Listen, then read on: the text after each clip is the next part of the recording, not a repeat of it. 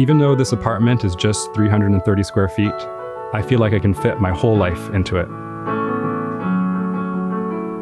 This main room is the dining room, it's the living room, it's a guest bedroom, it's a music studio, somehow a gym as well.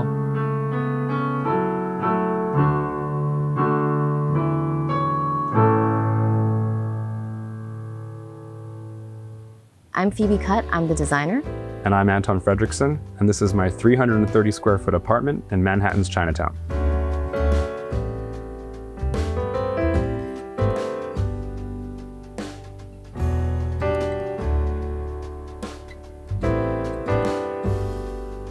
So both Phoebe and I are from Vancouver, Canada. I was actually based in Vancouver when I received a unique job offer to come back to New York City. Finding a place in New York is tough, especially when you're not here already. I mean, with the budget I have, everything was on the smaller end. I was more solving for location. Living in New York City, it's an incredibly dynamic place. Yeah, we're at the intersection of a couple different neighborhoods. Sometimes it feels like a bit of a box suite with these windows, and I can just stare out and see kind of all the action happening. So this building was built, I believe, 1899, 1900, turn of the century. Served many purposes. I have a photo here actually that we found looking at some New York City archives when they were constructing the subway, and you can see there's a hat maker, and actually in the space where we are right now, it was a dentist. The apartment, instantly you can see there's so many great architectural features. There's the high ceilings, exposed beams, there's the egg and dart motif kind of surrounding the window trim. When you showed me the space, we definitely knew we loved all the architectural details, but it was really important to keep everything multifunctional and multi-purpose in such a small space. Because working with a more limited budget, when we tallied up all the costs at the end, it was just under $5,000. Facebook Marketplace is a great place, a lot of DIYs, and some other secondhand things that we bought. We definitely wanted to have different zones, and this would be kind of your workstation, your dining, eating. There you can sleep and lounge and chill. But we also made sure to keep the space open because it is so small. Then you can make it really convertible. So even the coffee table we chose, it can be set up on the side like a little drink table for one person. It can be flipped down, and then that way, you can put all your snacks and whatever for people. Yeah, everything definitely has to be very multi-purpose in a small space.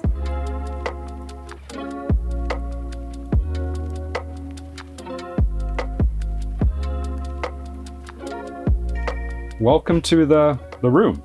We are in the one and main room here, which is the dining room, the music studio, the gym, the living room, the guest room, the library. What else? The washing machine, the laundry room. Just a multi-purpose space, really. Multi-purpose space, yeah. So for every item that we brought in, we had to keep in mind the scale of the space, the proportion, the cost, obviously, but we wanted to have things also to be very timeless. For example, this is a tulip style table, but we actually found it off a secondhand marketplace site, and I think it was a few $100, but it's still real stone, and yeah, we definitely saved some money there.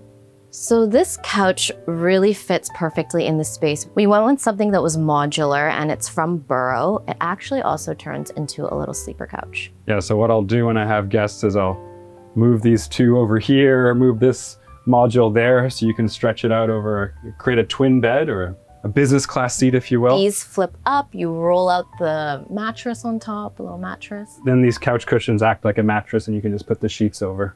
The two most expensive things in the apartment, probably the headboard and the sofa, but we still found ways to kind of keep the cost low. Then there was actually a site where I could purchase the returned item. So someone had already opened it and then returned it, but they couldn't sell it again in the store. You can get it at a discount, and was able to assemble the design I wanted using the kind of the secondhand market. There's even space under the couch for more books, and books hidden in every kind of nook and cranny. Every inch counts in a small space. Everything has to be used. Book overflow zone, and even this piano at one point was a couple skyscrapers of books as well.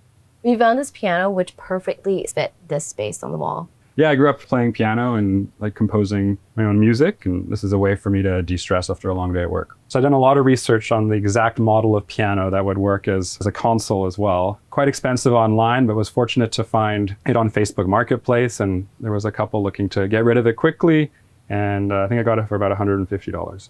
And then it can also turn into a mini home gym. you want this here? Put the bench there. Okay. Lie down. Hey, Phoebe, can you give me a spot? Oh my gosh. So even though everything is multi-purpose, it was really important that everything still feels curated and timeless. For example, this lamp we got, there were a lot of different options we were thinking about, but we settled on this lantern because it kind of echoes the bay here with the flower petals. Isn't it a kid's lamp too? Yeah, it's from Pottery Barn Teen. So I think you were looking for this place maybe 9 months? And I was actually about to give up. I had to drop some criteria along the way to open up more possibilities. So what really helped in the search was giving up on the in-unit washer dryer, but was able to find a portable option concealed under this nice skirt that Phoebe created. A little DIY. But actually we'll pull this out, put it into the bathroom, connect it with the shower hookup, and then do a load of laundry like that.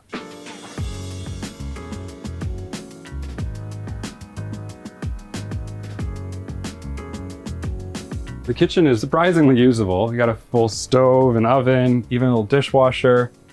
And then I like this kind of tea and coffee nook that I have here.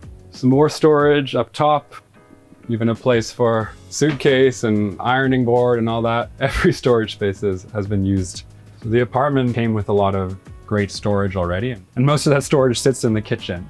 So you'll see there's a lot more than just kitchen items being stored here. Yeah, there's like a skateboard up there, speed skates. What else? We have a basketball above the olive oil. Anywhere where I could find a little bit of space I've used. Because there's no closets, there's really nowhere to put tall items like a broom or a vacuum. So we kind of just have to hide things also strategically. So the broom usually goes there.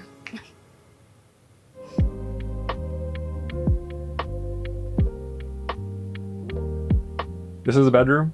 This is where I spend most of my time sleeping. This is a queen size bed and there's just enough room to walk around the edges. And these floor to ceiling built-ins store mostly my clothing, shoes. There's actually a generous amount of storage for a small space. And the mattress for the guest bed lives in the attic right here. The bedroom started off as kind of a small white box. So to add a focal point, we started with the headboard first, and we didn't choose a bulky platform bed or anything because we really wanted to keep the walkways clear. That's also why we chose the sconces on the wall. I think we saw in some designer thing, took screenshots of it, reverse image searched it, found cheaper alternatives online. I think the sconces were about $30 each. And then just to add some movement and color, we did this little DIY bed canopy that also feels like you're camping in there. It's very cozy. Because we kept everything pretty low cost in the bedroom, then we could really have a focal point moment with this headboard, which was about maybe $1,000. So we built off of that, and the canopy was only about $80 that we did. I did a little DIY video showing people how I made this canopy with the help of Anton, obviously, because it's very high up. But basically we just got 2 cafe curtain rods, hung them up, just draped the fabric over, and the fringe, I just sewed it by hand.